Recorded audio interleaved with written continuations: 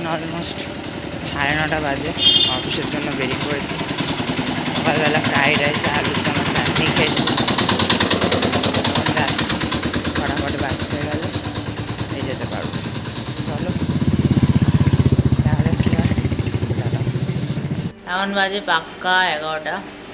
Dinner করতে বসছি। মা ডিনার এনে দিয়েছে।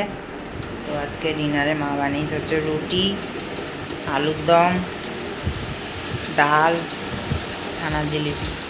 মা খাচ্ছে হচ্ছে রুটি, ডাল, আলুর দম।